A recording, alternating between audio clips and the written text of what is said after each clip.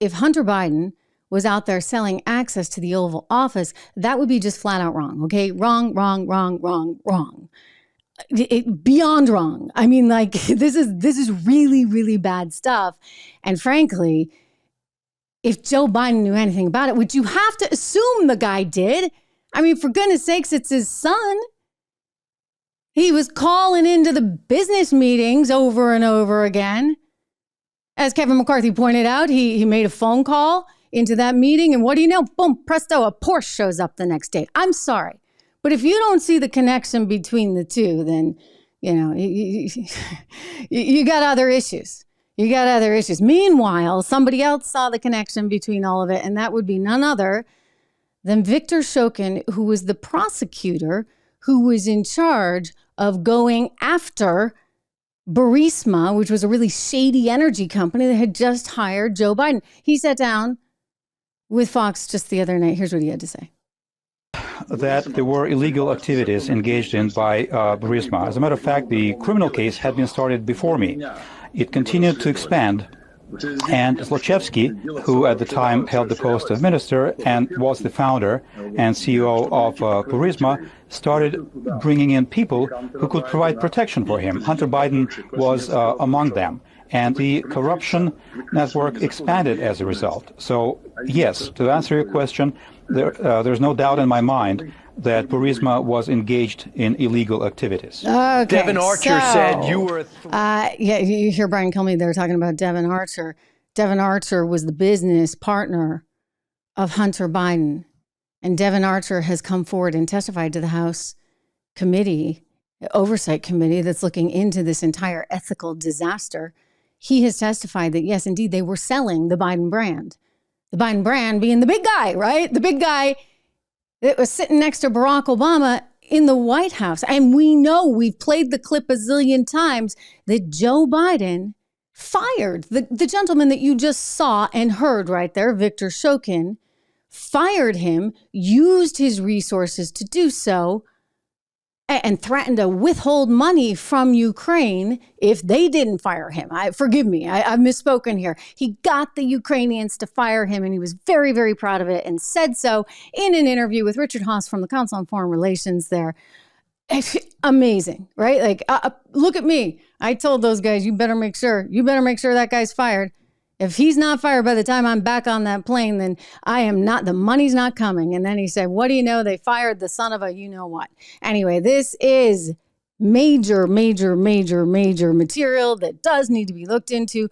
I do believe actually at this point, and I am not one to jump to this ever. Trust me. Like in the beginning, I'm like, okay, let's wait and see.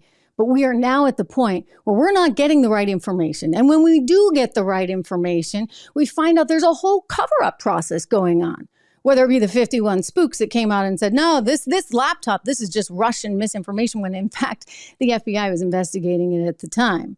Or whether it's, oh, no, nothing to see here.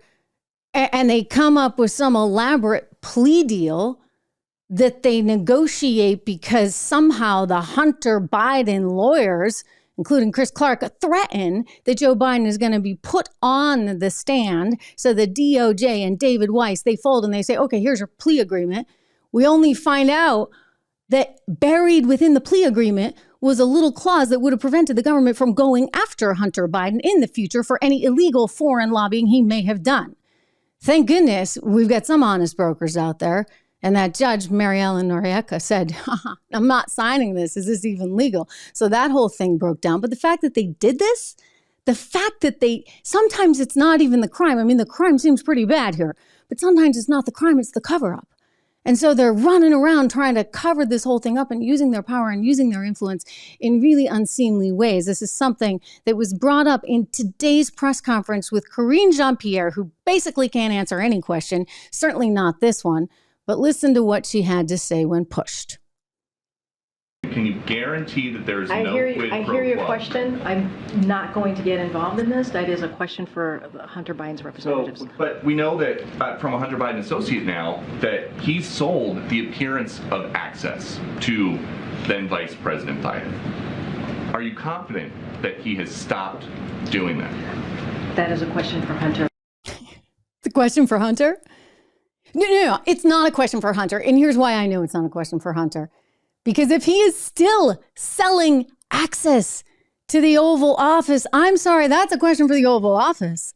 Like, you guys got to do a better job locking the place down. Thank you very much.